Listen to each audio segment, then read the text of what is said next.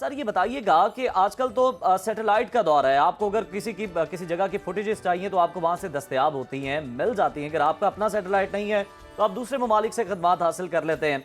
लेकिन ये तमाम तर जो ड्रोन्स हैं, जो कि 35 ड्रोन अब तक मार गिराए गए हैं पाकिस्तान की जानिब से, यकीनन बड़ी कामयाबी है, दुनिया सराह भी रही है।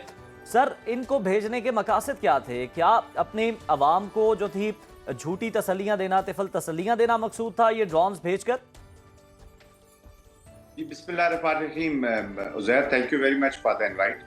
देखिए, इसके मल्टीपल पर्पसेस हैं जी। एक तो नंबर वन, जहाँ से ये शुरू हुआ है वहाँ ये जो पहले दिन इनको हजीमत पहली रात को उठानी पड़ी है, जहाँ पे ये क्लेम तो बहुत कर रहे हैं कि जी हमने अभी कल इनके मैं क्लेम सुन रहा था इस झूठे मीडिया के कि जी पाकिस्तान के जो 15-20 जो हमले हैं या जो ड्रोन्स भेजे हैं पाकिस्तान ने या जो भी एलिमेंट्स भेजे हैं उनको जी डिटेक्ट करके मार गिराया गया है। वो तो आप मार गिराते हैं, लेकिन वो जो 5 जहाज जो मेन एलिमेंट था राफेल को आप बचा नहीं सके, तो अभी आप ड्रोन से क्या बताएंगे? तो दिस इज फेक। उस दिन जो इनको हजीमत उठाना पड़ी है, खास तौर पे जो राफेल का डाउनिंग हुई है इनकी, और 5 जहाज जो गिरे हैं, और दे वर नॉट एक्सपेक्टिंग कि ये रिस्पॉन्ड करेंगे, बड़ी तैयारी के साथ आए थे जी। तो वो हजीमत को मिटाने के लिए इन्होंने ये सेकंड स्लाइस जो है स्ट्रेटजी का वो अप्लाई किया है जी, उसको इस्तेमाल किया है। अच्छा, इसके और भी मकासद है जी। एक तो ये भी 35 हो चुकी है जो पाक भारत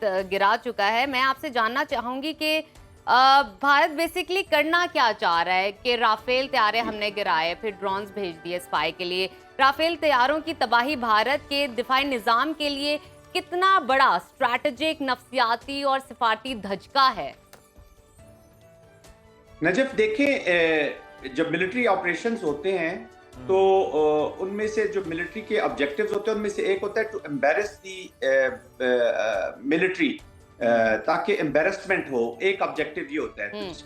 भारत ने एक्शन तो जरूर किया, लेकिन पाकिस्तान के इस एक्शन ने एम्बेरस किया है इंडियन एयरफोर्स को। बिल्कुल। आज इंडियन एयरफोर्स पूरी दुनिया के लिए उसके ऊपर एक सवालिया निशान बन गया है, उनकी एफिशिएंसी के ऊपर और उनकी कारकर्दगी के ऊपर। उनको दुनिया की चाहे जितनी the best of the best machine उनके पास थी जी, तो one of the best machines उनके पास थी, अब उसको भी उन्होंने एम्बेरस कर दिया। फ्रांस को सुबकी हो रही है, उसकी कंपनी को हो रही है, तो एम्बेरस इतनी हो गई है कि इंडियन एयरफोर्स का आप जिक्र आप कहीं भी नहीं सुनेंगे। आप कम से कम 2-3 दिन की कमेंट्री में तो बिल्कुल नहीं सुन रहे, जब तक उन्होंने अब वो कोई ऐसा एक्शन ना कर ले जिससे उनकी कोई कदर मुश्तरक हो। अभी उसको थोड़ी सी साख बहाल करने के लिए उन्होंने एक ड्रामा और रचाया कि जी पाकिस्तान के एक F-16 गिरा लिया और एक पायलट जो है वो कैप्चर कर लिया। तो वो F-16 मेरे ख्याल में किसी ने कागज का जहाज बना के उसके ऊपर F-16 लिखा है, और जो बच्चे ने वो उड़ाया उसको उन्होंने पकड़ लिया है। जाहिद साहब, बड़ी नाजुक सूरत हाल है। Since you understand this situation very well, बताइएगा मौजूदा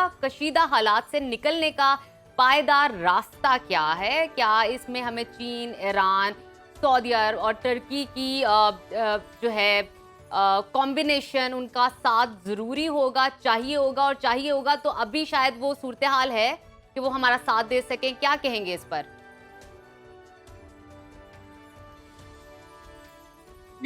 मुझसे पूछा नजफ आपने? जी बिल्कुल, जाहिद साहब आपसे बात कर रही हूँ। जाहिद साहब इस पे भी कमेंट कर दीजिएगा, लेकिन ये जो लेटेस्ट डेवलपमेंट अभी हुई है इस पर भी हम आपकी राय जानना चाहेंगे कि देखिए, सुनो न्यूज़ का पहले यूट्यूब पेज बंद किया गया और अब फेसबुक पेज को भी जो है वो बंद कर दिया गया है भारत के अंदर। तो किस तरह से जो हम पोस्टमार्टम कर रहे हैं, आप लोग यहाँ पर मौजूद होते हैं और आप लोग इसमें रहनुमाई भी करते हैं, हम उनके प्रोपेगेंडे को, फेक न्यूज़ को हम दुनिया के सामने एक्सपोज करते हैं, तो आवाज़ को दबाया जाना और अपनी आवाम को सच दिखाने से महरूम रखना, ये क्या पॉलिसी है भारत की? जी मैं 3 चीजों पे बात कर लेता हूँ जी नजर। जैसे आपने पहले पूछा कि पाकिस्तान, टर्की और ये जो कॉन्टेक्स्ट है, ऑफ कोर्स देखिए, जो इंटरनेशनल रीजनल प्लेयर्स और आपके फ्रेंड्स होते हैं, डिप्लोमेसी इसी का नाम है जी। जो आपकी फ्रेंडली कंट्रीज होती हैं या जो ब्रदरली कंट्रीज होती हैं, वो आपके इंटरेस्ट के लिए भी थोड़ा सा अपनी डिप्लोमेसी करती हैं। और ऑफ कोर्स देखिए, Pakistan is a peace loving country.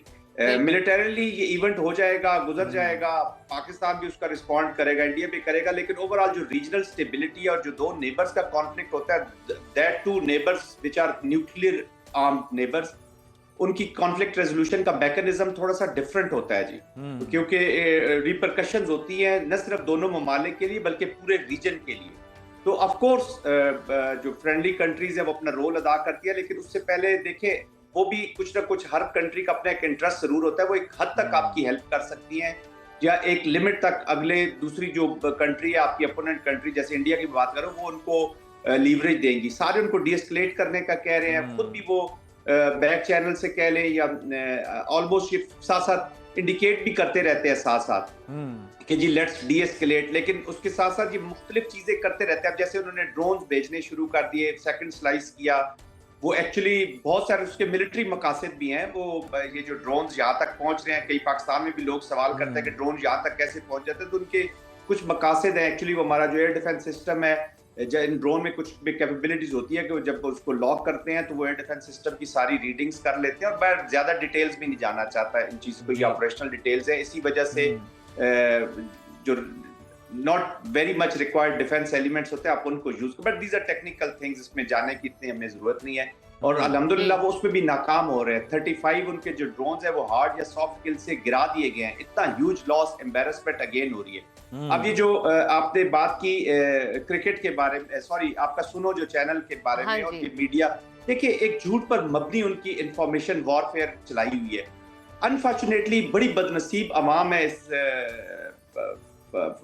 India की, जिसको उन्होंने अपने ही एक खौफ पे मुब्तला कर दिया। जो काम पाकिस्तान ने करना है वो खुद ही करते रहते हैं। अब वो फेक न्यूज से उन्होंने एक फिक्शन वर्ल्ड बना लिया है। इंडियन अवाम इस वक्त साइकोलॉजिकली होस्टेज बन गई है इस डीप स्टेट की, इस एप्लीकेशन की, हिंदुत्व माइंडसेट की एप्लीकेशन वाया डीप स्टेट। तो वो एक फेक उन्होंने वर्ल्ड बना लिया। अब उनको ख्वाब आते हैं, उनको रात को वो कुछ चीजें सोचते हैं, जो स्क्रिप्ट जैसे सोचता है। अभी नए इनकी लीडरशिप ने सामने आना है कि मोदी साहब is on his way out, तो वो अपने जो बुचर टाइप एटीट्यूड के साथ एक सीवी इंप्रूव कर दे, तो they come out with the notorious ideas, लेकिन उसके बीच में इस्लाम की नफरत, पाकिस्तान की नफरत पे ना होती है।